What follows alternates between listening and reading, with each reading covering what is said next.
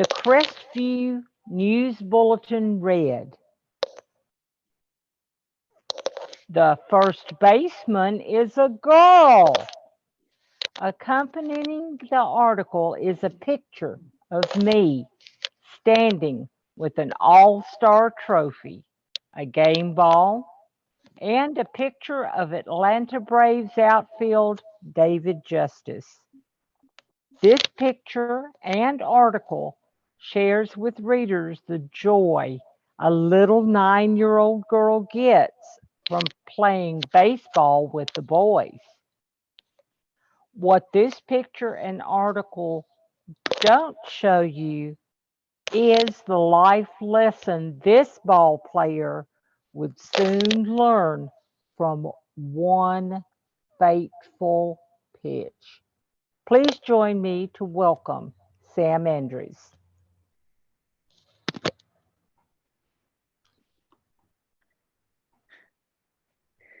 You just got struck out by a girl.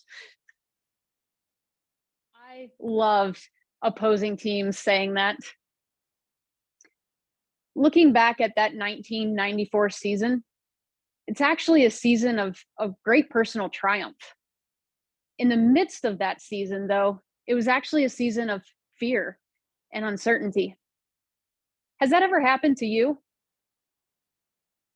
Potentially after a resolution of a tough situation, only then could you look back and understand the life lesson you were in the midst of learning.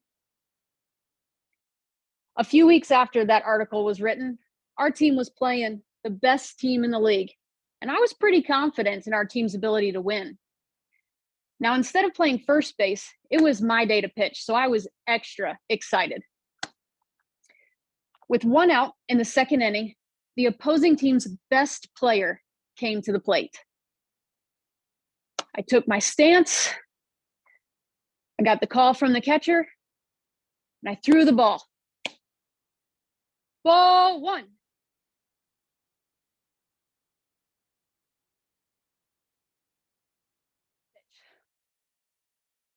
I let the ball go. See the batter's knuckles tighten around the bat. Laser focus, ball approaching. The ball making contact with the bat. And then it all went dark. What I don't remember is the line drive being hit right back at me. I would wake up in the dugout 3 minutes after that moment, falling unconscious on the mound. If you know anything about concussions, 3 minutes is a long time to be unconscious. Those next few weeks, they were intense. I had these terrible, terrible headaches, and my body would just sweat through my clothes. My parents, being parents, they told me, if you're too sick to go to school, you're too sick to play baseball. So you better believe I went to school. My poor second grade teacher, she felt so bad for me. She let me sleep under her desk every day for a week. Looking back at that moment, that was a pretty serious concussion. And I just remember thinking how much I wanted to be back on the field. Eventually, the symptoms would subside, and I was cleared to play. I remember that day like it was yesterday. I went into the dugout, I high-fived all my friends, put on my hat, grabbed my glove, and you better believe I charged that mound. I was ready. I threw a few warm-up pitches, shook off the cobwebs, took my stance, got the call from the catcher.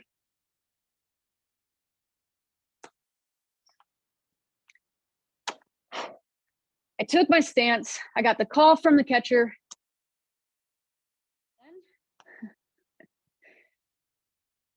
Images of being hit in the head came flooding back to me, my body collapsing to the ground.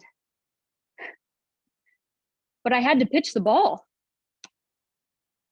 As my body went through the motions to throw that first pitch, I whispered to myself, please don't hit me. Please don't hit me. Foul ball.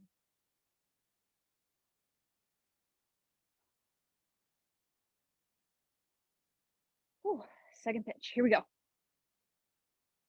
Muscle memory again kicked in. And as I threw the next pitch, I said to myself, please don't hit me. Please don't hit me. Strike one.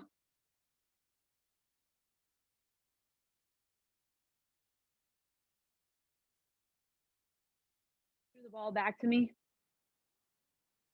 I just started to cry. I was frozen in my fear. The coach walked out to the mound, and I could barely hear him say, Sam, are you okay? I don't want to pitch anymore. And without making eye contact, I left the field. Defeated, embarrassed, heartbroken. Over the next few weeks, so many people would tell me, you just got to face your fears. Just get back out there and pitch. Or, it's kind of like riding a bike. Once you do it a couple times, it'll all come back to you. No worries. And as much as I wanted to believe those voices, the weight of this experience overwhelmed me time and time again. It has been 30 years since I left the mound that day. And today, I take such great pride in this story. Why? Because when fear closed one door in my life, I found another door to courageously walk through. You see, that last day as a baseball pitcher was the first day in a 9-year journey to become one of the best shortstops in the state. Did I ever face my fears and pitch again? No. But this 9-year-old girl overcame her fears and found a new avenue of success. And ultimately, she found her joy in baseball again.